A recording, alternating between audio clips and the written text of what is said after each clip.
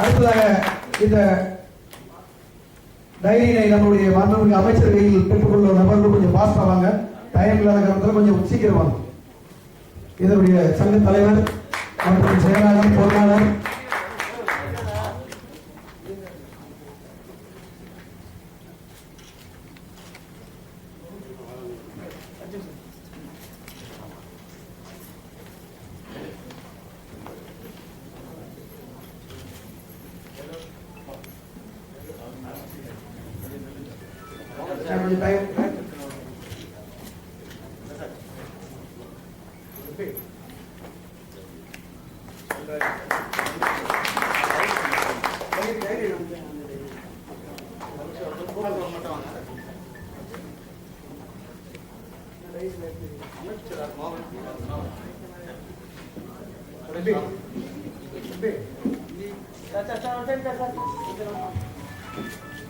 நம்மளுடைய நேர காலம் கொஞ்சம் 4-5 பேர் வாங்கிட்டு அடுத்த நிகழ்வு நீங்க தொடர்ந்து நடத்தலாம். அமைச்சருக்கு கொஞ்சம் டைம் ஆகுது, தயவு செய்து கொஞ்சம் நெருக்கடி கொடுக்காம கொஞ்சம் ஃப்ரீயா இருக்கு.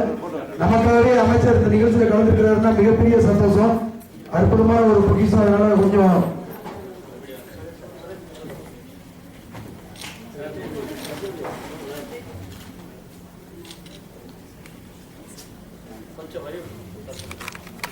கொஞ்சம் ஃபாஸ்டா பெற்றுக்கொள்ளுங்க.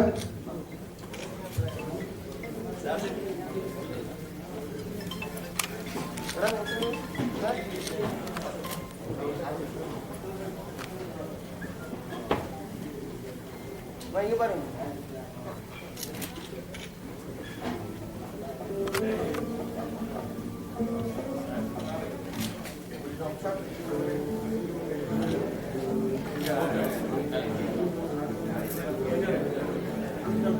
செய்யும்.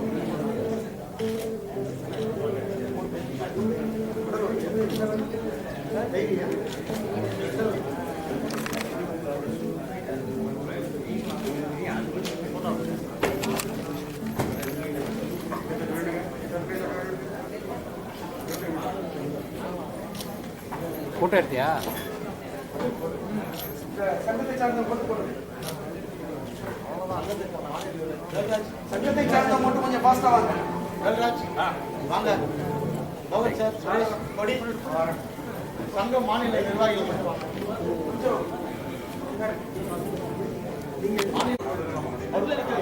நீங்க போல சுரேஷ்ண்ணே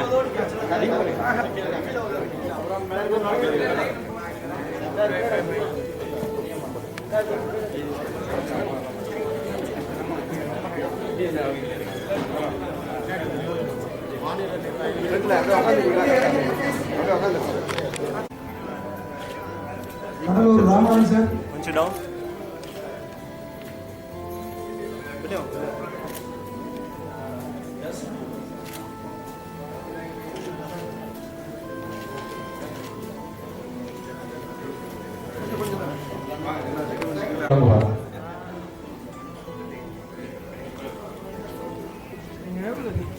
அனைவருக்கும் வணக்கம். நமது அமைச்சர் இருந்த காரணத்தினால அவங்க நமக்கு நேரங்களை கொஞ்சம் எல்லாரும் கவனிக்கணும்.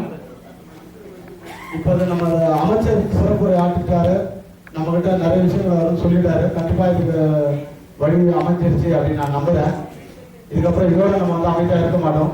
அவர் சொன்ன விஷயத்த எந்த சங்கம் ஃபாலோ பண்ணதோ இல்லையோ, நான் கண்டிப்பா நமது சங்கம் சார்பாக நம்ம சங்க நிர்வாகிகளோடு நம்ம அதை முடிப்போம் அப்படின்னு இந்த நேரத்தில் சொல்லிக்கிறேன்.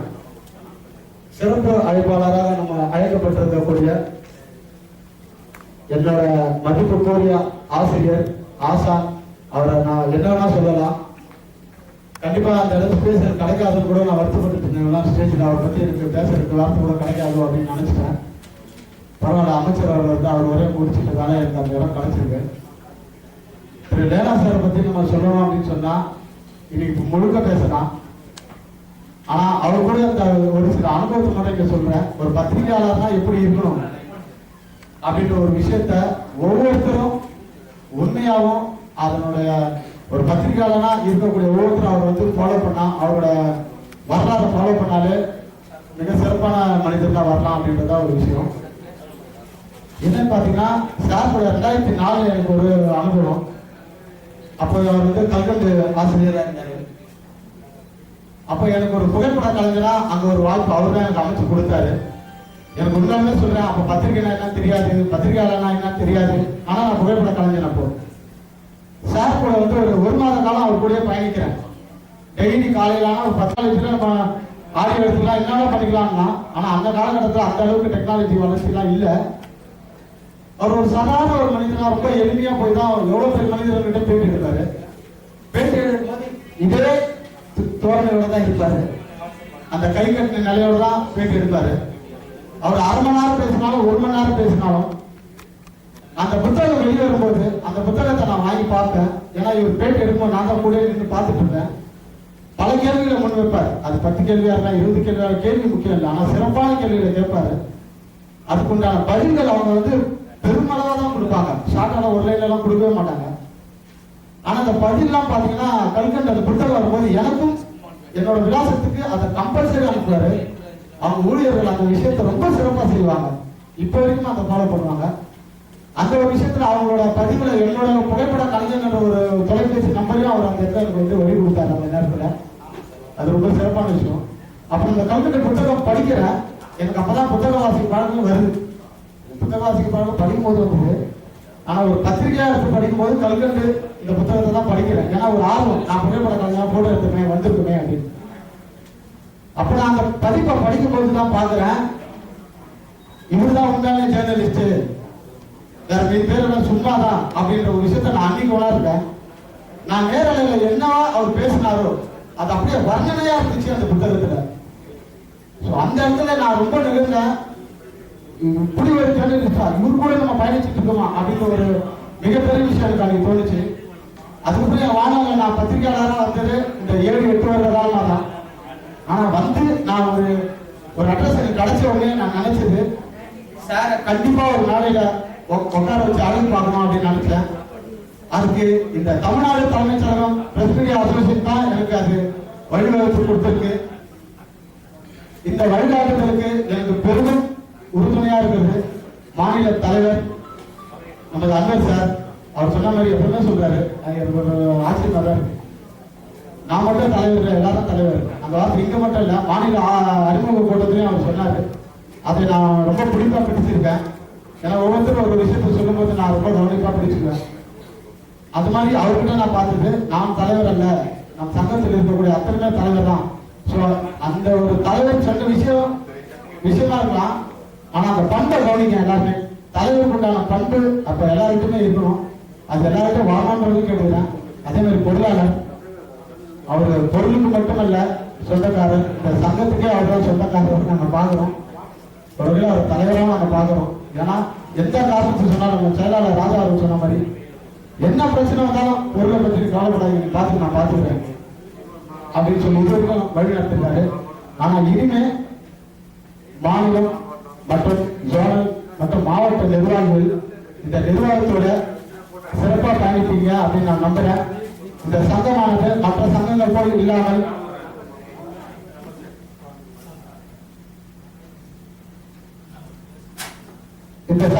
மற்ற சங்கங்கள் போல் இல்லாமல் மிக சிறப்பாக செயல்படும் அப்படின்னு இந்த நேரத்துல உறுதியா உங்களுக்கு நான் சொல்லிக்கிறேன். ஏன்னா இதுல பெரும்பாலானவர்கள் வந்து என்னோட பயணிச்சவங்க தான், என்னை பத்தி நல்லாவே தெரியும். புதிதாக வந்திருப்பவர்களுக்கும் நான் ஒரு உறுதி அளிக்கிறேன். உங்களுக்கு எந்த நேரத்தில் எந்த பிரச்சனையாக இருந்தாலும் நீங்கள் என்னை தொடர்பு கொள்ளலாம். உங்கள் பிரச்சனைகள் தீர்க்கப்படும். கண்டிப்பாக சங்கத்தின் சார்பாக தீர்ப்பு தரப்படும் என்பது இந்த நேரத்தில் நான் உறுதியாக உங்களுக்கு வாக்கு தருகிறேன். எனக்கு பேச இந்த இடத்துல வாய்ப்பு கொடுத்த நம்ம மாநில நிர்வாகிகள் அத்தனை பேருக்கும் என் நன்றியை தெரிவித்துக் கொண்டு விடைபெறுகிறேன். நன்றி. என்னுடைய அருமை சீடர் மாநில பொதுச் செயலாளர் வெங்கடாச்சலபதி அவர்களே, மாநில பொருளாளர் எம் ஷேக் இப்ராஹிம் அவர்களே, மாநில சட்ட ஆலோசகர் கிருஷ்ணகுமார் அவர்களே, கௌரவ தலைவர் அன்பு சகோதரர் கே.சி. பாலச்சந்திரன் அவர்களே, என்னுடன் இந்த நிகழ்ச்சியிலே கலந்து கொண்டு எனக்கு பின்னாலே உரையாற்ற இருக்கிற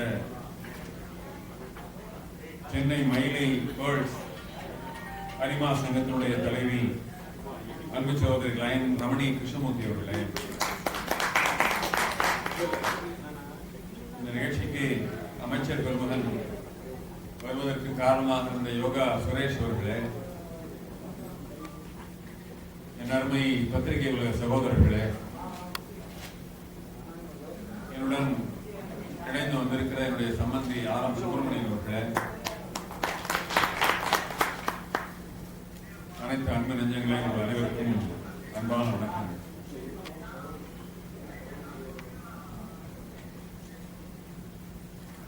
கிராமத்துல ஒரு பழமொழி உண்டு, கம்மங்காட்ட காவல் காத்த மாதிரி ஆச்சு, கம்பிக்கு பொண்ணு பார்த்த மாதிரி ஆச்சுன்னு சொல்லுவாங்க. இந்த கம்பங்காட்ட காவல் காக்கிற அக்கா என்ன பண்ணுவாங்களாம், அந்த தோட்டத்துல வேலை பார்க்க வருகிற பெண்கள்ல தன்னுடைய தம்பிக்கு எவன் பொருத்தமானவளா இருப்பா அப்படின்னு அவன் தேடுவான். கம்பங்காட்டையும் காவ காப்பாளாம், தம்பிக்கு யார் பொருத்தமான பெண்ணுன்னு இந்த வந்திருக்கிற கூலி வேலைக்கு வர்ற பெண்கள்ல யார் தன்னுடைய தம்பிக்கு பொருத்தமானவன் தேடுவான். அப்படி இந்த தமிழ்நாடு தலைமைச் செயலக பத்திரிகையாளர் சங்கம் ஒரே நேரத்துல 2 மாங்காய் அடிச்சிருக்காங்க. முதலாவது, இந்த அருமையான ஒரு டைரி இத்தனை ஆண்டுகள் இல்லாம முதல் முறையாக வெளியிட்டதற்காக தலைவர் அவர்களுக்கும் செயலாளருக்கும் பொருளாளருக்கும் செயலாளருக்கும் என்னுடைய பாராட்டுகளை தெரிவிச்சுக்கிறேன். ஏன்னா அது பெரிய சாதனை. ஒரு நிறைய தொகையை வசூல் பண்ணி ரொம்ப சிரமப்பட்டு இந்த நாட்குறிப்பை வெளியிட்டு இருக்கிறாங்க. இதுல என்னன்னா, பல பேர் பிப்ரவரியில தான் டைரியே கொடுக்குறாங்க. ஆனா வருஷம் பிறக்கிறதுக்கு முன்ன கொடுத்தீங்களே, இந்த அன்னைக்கு என்னுடைய அமைச்சருடைய தேதி வாங்க எவ்வளவு சிரமப்பட்டாங்கன்னு எனக்கு தெரியும். அமைச்சருக்காக தேதி மாற்றி அமைக்கப்பட்டது. அதனால உங்களுக்கு எல்லாம் எவ்வளவு நெடுந்தொலையிலேருந்து வந்திருக்கீங்க, நீங்க எவ்வளவு சிரமப்பட்டீங்கன்னு எனக்கு தெரியல. ஏன்னா 2வது தான் நான் சொல்றேன், இந்த கம்பங்காட்ட காவல் காத்தது, தம்பிக்கு பொண்ணு பார்த்தது வர்றேன். அமைச்சருக்கு ஏகப்பட்ட கோரிக்கைகளை வச்சு அவரை கமிட் பண்ண வச்சு நல்ல அறிவிப்புகள் எல்லாம் வாங்கியிருக்கிறீங்களே. இந்த டீம்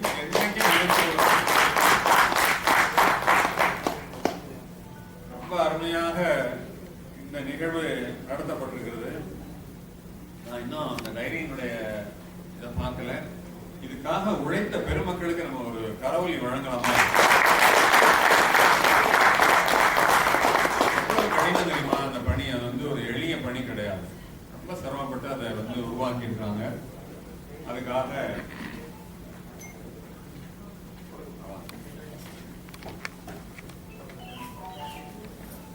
அதுக்காக இந்த உழைத்த பெருமக்களை நான் வந்து ரொம்பவும் பாராட்டுறேன். அதாவது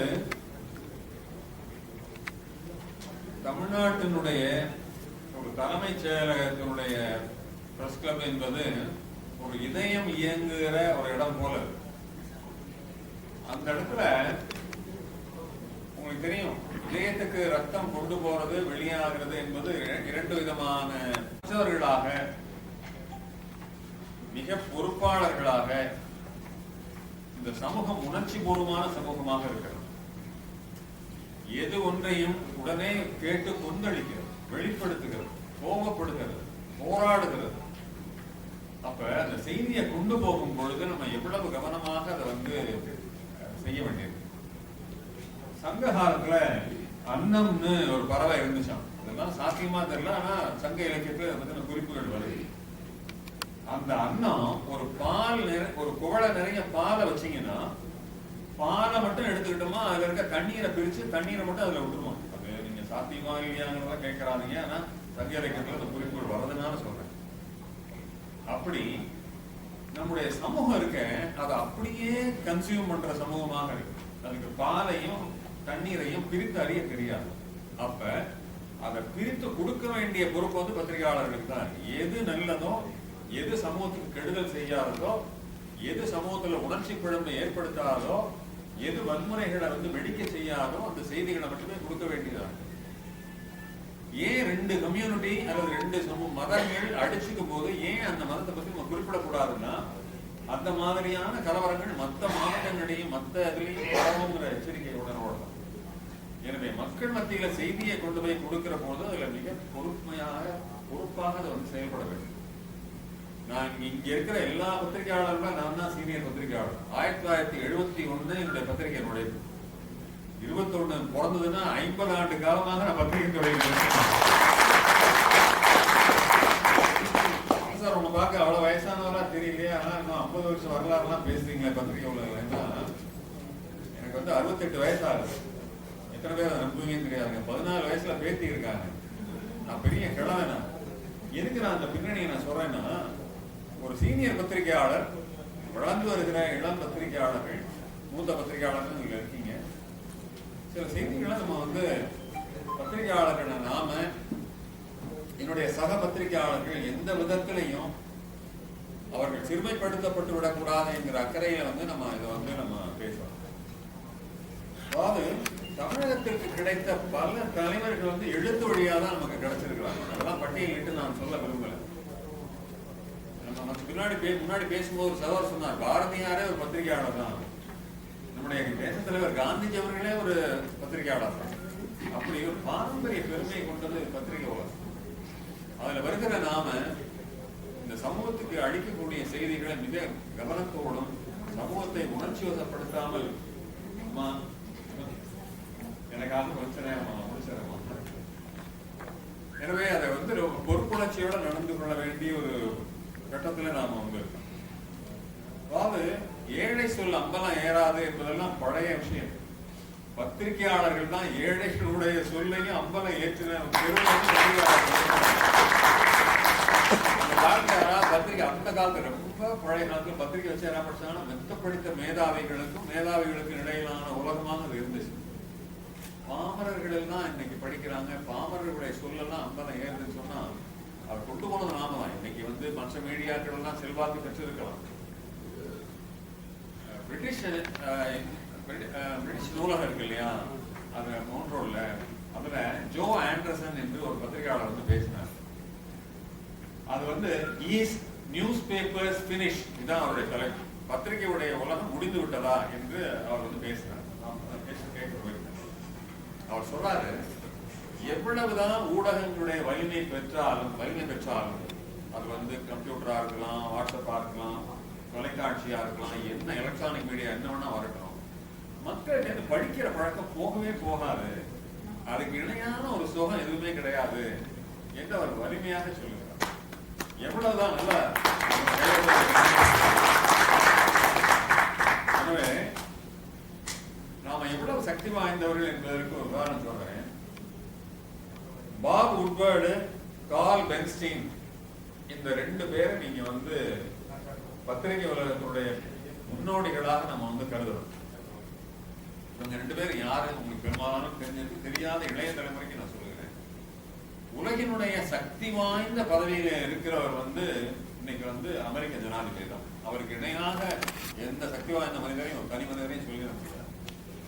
அவர் நினைத்தால் ஒரு நாட்டில் போர், அவர் நினைத்தால் ஒரு நாட்டில் அமைப்பு, அவர் முடிவு பண்ணுவார். ஒரு தேசத்தினுடைய தளபதியை நிர்ணயம்.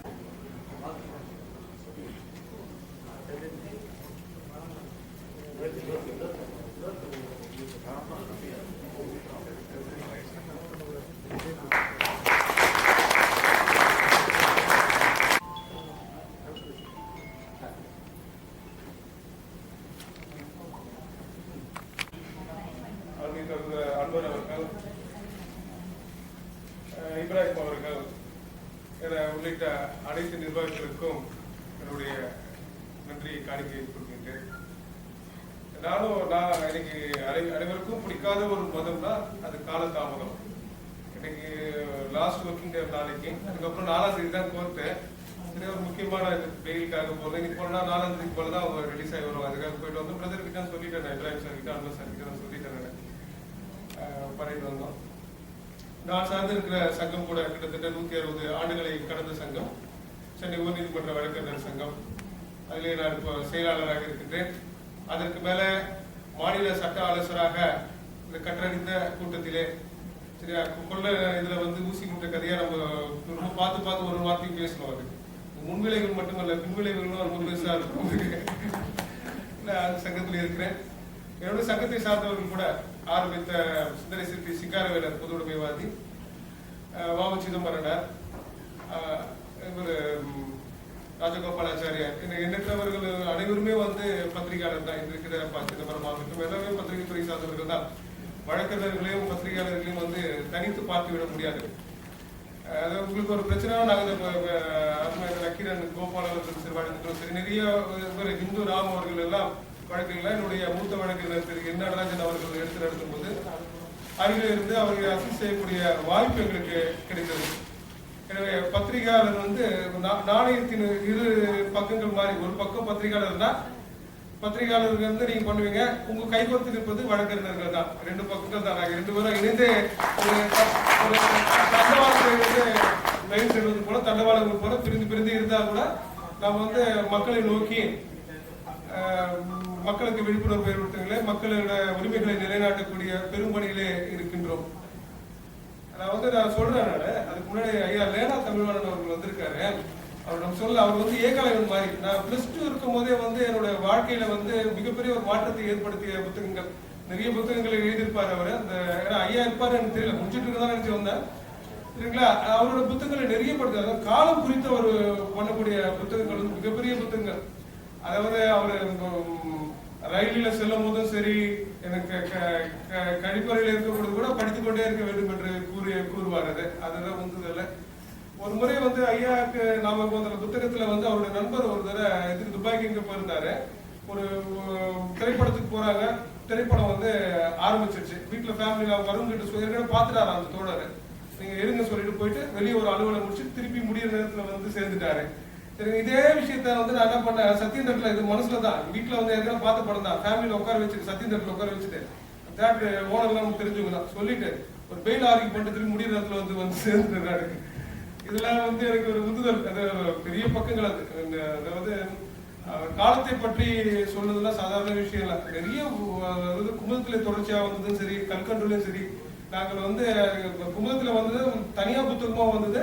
அது வந்து நான் இன்னைக்கும் என்னோட நூலகத்துல இருக்குது. நான் நூலகராக இருக்கும்போது சென்னை உயர்நீதிமன்ற வழக்கறிஞர் சங்கத்துல அந்த புத்தகத்தை வாங்கி வச்சேன் நான். சரிங்களா? அது மாதிரி ஒரு மிகப்பெரிய ஒரு இது. அதாவது காலத்தை வந்து போன்றது எப்படி காலத்தை உபயோகப்படுத்துன்றது ஐயாவை பார்த்து நம்ம தெரிஞ்சுக்கலாம். அவர்லாம் ஒரு நம்மளுக்கு மிகப்பெரிய முன்னோடி. அதாவது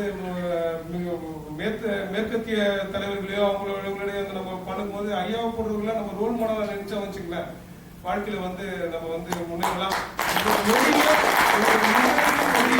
எப்படி பணமா மாற்றுவது, எப்படி வந்து அது வந்து செயலா மாற்றுவது, இந்த சமூகத்துக்கு எப்படி வந்து பயன்படுத்த வேண்டும் என்றதெல்லாம் சொல்லியிருப்பாரு. உங்களால ஒரு ஐயா கிட்ட பார்த்து பேசணுன்ற ஒரு வாய்ப்பு அது அன்வர்னாலேயும் நம்ம இப்ராஹிம்னாலேயும் வந்து அது நிறைவேறுச்சுன்னா அது சந்தோஷம் இருக்கு. அதனால இந்த நாட்டுக்குழை தலைவர்கள் கூட அண்ணல் காந்தியாக இருக்கட்டும், பட்டேலா இருக்கட்டும், அண்ணல் அம்பேத்கராக இருக்கட்டும், அண்ணல் அம்பேத்கர் மூக் நாய்க்கு என்ற பத்திரிகையின் வாயிலாக இந்த சமூகத்தில் கூட தன்னுடைய கருத்துக்கள் எல்லாம் தெரிவித்தார். இன்று நாட்டை வந்து வழிநடத்தி சென்ற தலைவர்கள் இன்றைய நாம் வந்து சமத்துவத்தையும் சகோதரத்தையும் நாம் அனுபவித்துக் கொண்டிருக்கின்றால், உலகத்தில் இருக்கின்ற அனைத்து தலைவர்களும், அரசியல் தலைவர்களும், வழிகாட்டிகளும், ஏங்கல்ஸாக இருக்கட்டும், லெனினாக இருக்கட்டும், கார்ல் மார்க்ஸாக இருக்கட்டும், அனைவர்களுமே எழுத்தாளர்கள் தான். இந்த சமூகத்தை வந்து திரும்பி பார்த்த பெருமை என்பது எழுத்தாளர்களுக்கு தான் உண்டு. ஆனா சில பேர் வந்து இன்னொரு சொல்லணும்னா அன்பர் சார் கட்சியா இருக்கிறவங்களும் இல்லைன்னு தெரியல. எல்லாம் வந்து திரைத்துறையில, சின்ன துறையில, பெரிய துறையில இருந்தா வந்து நாடு ஆளுநர் தான் சொல்றாங்க. ஆனா அனைவருமே பத்திரிகையாளர்கள் தான். கலைஞராக இருக்கட்டும், அறிஞர் அண்ணாவாக இருக்கட்டும், ராஜாஜியாக இருக்கட்டும். எனவே அனைவரும்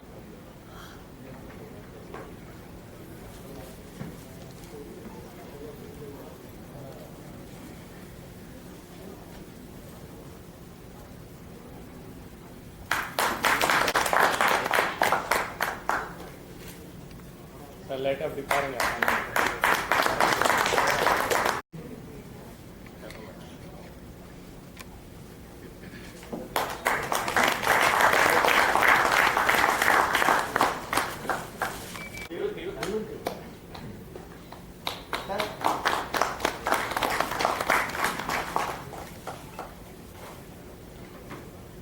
நன்றி. அடுத்ததாக பத்திரிகையாளர்கள் எல்லாம் வந்து உருவாக்கிட்டு இருக்கோம். அந்த பத்திரிகையாளர்களை உருவாக்கி போடுறதை விட தானாவே உருவாகிட்டு இருக்காங்க. எதனாலனா இன்னைக்கு நடக்கக்கூடிய புரட்சிகரமான கருத்துக்கள்னால தான் நிறைய உருவாகிட்டு இருக்காங்க. சகோதரர் திரு கிருஷ்ணகுமார் அவர்கள் சொன்ன மாதிரி சட்டமும் ஒழுங்கும் பத்திரிகையும் ஒன்று சேர்த்துதான் எப்பவுமே செயல்படும். அந்த வகையில் பார்த்தீங்கன்னா இன்னைக்கு பெண் பாலியல் நிறைய நடக்கும்போது அது எல்லாத்தையும் முதன்மை எடுத்து கொண்டு போய் காமிச்சது யாருன்னு பார்த்தீங்கன்னா பத்திரிகையாளர்கள் தான் வெளியில கொண்டு வந்தது. ஒரு கிராமத்துக்குள்ள நடக்கக்கூடிய ஒரு பிரச்சனை கூட வெளியில கொண்டு வந்து காமிச்சது பத்திரிகையாளர்கள் தான். ஸோ இந்த பத்திரிகையாளர் சங்கம்ன்றது வந்துட்டு இன்னைக்கு இருக்கிற மாதிரி எப்பவுமே முழுமையாக செயல்பட்டு கொண்டிருக்கிறோம். ஆதி காலத்திலேருந்து இந்த பத்திரிகையாளர்கள் எல்லா விதமான புரட்சி கருத்துக்களுக்காகவும் நிறைய போராட்டங்கள் முன்னெடுத்திருக்காங்க. அதுல என்னுடைய தாத்தாவும் ஒருத்தர் கல்கி சதாசிவையர். ஸோ அந்த குடும்பத்துல ஒரு பத்திரிகை குடும்பத்துல வந்த ஒரு பெண் நாடுன்றதுனாலையும் நானும் ஒரு பத்திரிகையை வச்சு நடத்திருக்கேன். அந்த ஒரு காரணத்தினாலையும்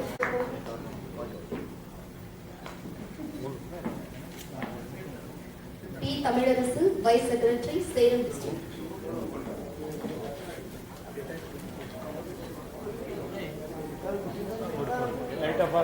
திரு எஸ். ஆர். காமராஜ்,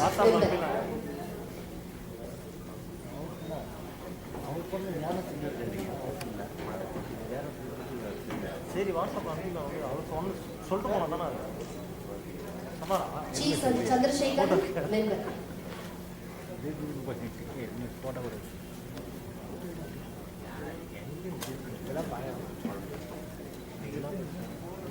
சட்ட ஆலோசகர் கிருஷ்ணகுமார்,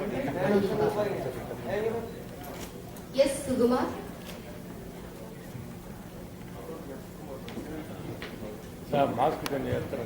ஐடி கார்டு வாங்குறதுலையும் குட்டு போட்டாலும் மோதிர கையால குட்டு போடுற மாதிரி ஒரு மூத்த பத்திரிகையாளர் கையால் அடையாளம் தேவாகிறது ரொம்ப சிறப்பான விஷயம் தருவேன். அதே போல நானும் ஒரு சட்ட ஆலோசகர் முறையில் சட்டத்துறை என்னோட முன்னோடி திரு கிருஷ்ணகுமார் கையால் வாங்குறது இன்னொரு பெருமையாக சந்தோஷமாக நினைச்சிருக்காங்க.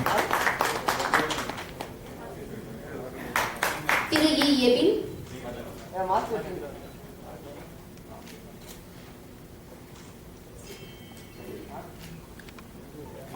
Doctor M. ஜெயக்குமார்,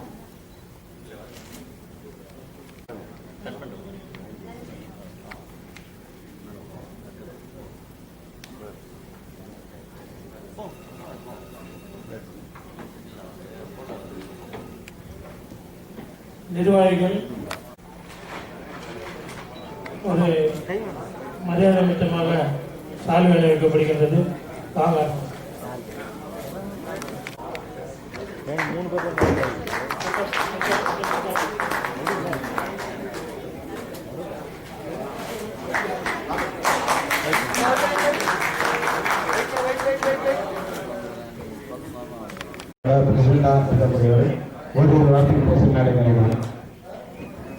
சிறப்பாக அமைக்கப்பட்டு அதிலே முத்திரை பதித்த திரு வெங்கடாசபதி அவர்களை நான் வாழ்த்துகிறேன். இருந்தால் குறுகிய காலத்தில் ஒரு 2 மாதத்திற்குள்ளாக இப்படி ஒரு விழாவை சிறப்பித்த பெருமை அவரையே சேரும் என்பதை நான் தெரிவித்துக் கொள்கிறேன். அடுத்தபடியாக எங்களோடு தோளோடு தோளும் நண்பராகவும் மற்றும் எங்களுடைய ஆசானாகவும் இருக்கின்ற மதிப்புக்குரிய இப்ராஹிம் சாஹிப் அவர்களும் மிக சிறப்பாக இந்த நிகழ்ச்சியை கடந்த 1 மாதத்திற்குள்ளாக செய்திருக்கிறார். அதற்காக இந்த நன்றி என்பது நம் அனைவரும் சார்பாக நம்ம அவர்களுக்கு கொடுக்க வேண்டிய ஒரு நன்றி. ஏனென்றால் மிக சிறப்பாக மிக ஊக்கமாக குறுகிய காலத்தில் இதை செவனே செய்து முடித்தார்கள். அதற்காக நாம் அனைவரும் சேர்ந்து அவர்களோட உழைப்புக்காக வந்திருக்கின்ற அனைவரும் சேர்ந்த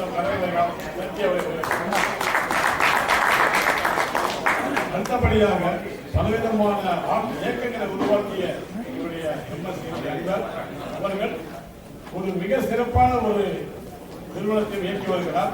அதுதான் போலீஸ் பொதுமக்கள் நல்லுறவு சங்கம் என்ற சங்கம். இந்த சங்கம் இன்று தமிழ்நாடு முழுவதும் நடைபெற்றுக் கொண்டு வருகிறது. இந்த சங்கமும் வளர அனைத்து சங்கத்தில் இருக்கின்ற உறுப்பினர்கள் அனைவரும் இதை தெரிந்து கொண்டு எங்களோடு தொடர்பு கொண்டு இந்த ஒரு சங்கத்தையும் தமிழ்நாடு வளர்ச்சி அடைய வேண்டும் என்று உங்கள் எதிர்காலம் குறித்து கேட்டுக்கொண்டு விடைபெறுகின்றேன். நன்றி.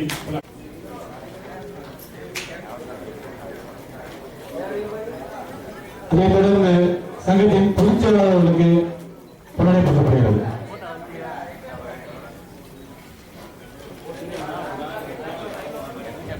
அடுத்ததாக தென்காசி மாவட்டம் சார்பாக பொதுச்செயலாளருக்கு கொண்டாடப்பட்ட கோவில்.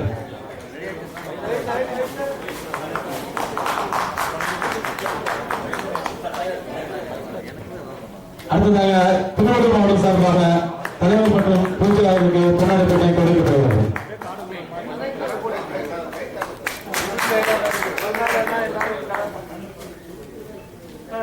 கைத்தட்டினா ஆயுஷ்குன்னு சொல்லுவாங்க. அடுத்ததாக அவருக்கு கொண்டாடப்பட்டிருக்கிறது.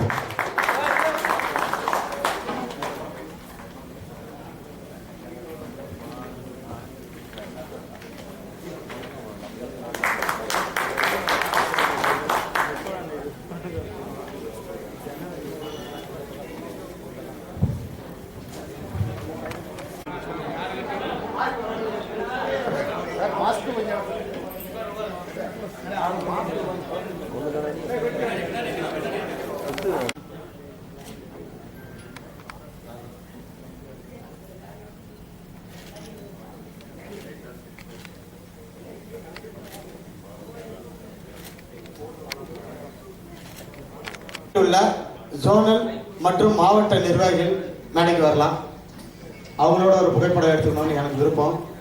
இப்போது பொறுப்பில் உள்ள ஜோனல் செல்வம். வேற யாரும் விடுபட்டு இருக்கா? காமராஜ் சார், நீங்க நிர்வாகி தான், அதாவது உறுப்பினர் தான், வரலாம் தாராளமா. உறுப்பினர்களும் வரலாம். உறுப்பினர்கள் யாரும் இருப்பின் அவங்களும் வரலாம். எல்லாரும் வந்துட்டீங்களா? வாங்க வாங்க. நீங்க வந்து ஒரு நான் ஸ்டாப்பிங்கா ஒரு நிமிஷம் கைத்தட்டிலே சால்வ் பண்ணலாம்.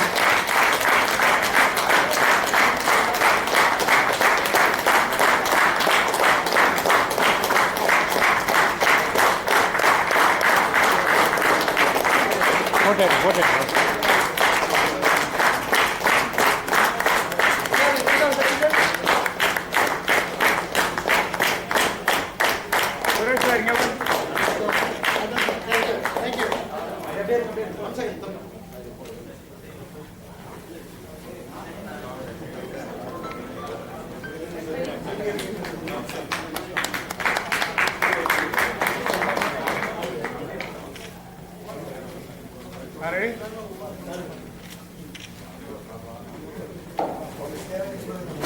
அதே மாதிரி இந்த நிகழ்ச்சி முடிஞ்சு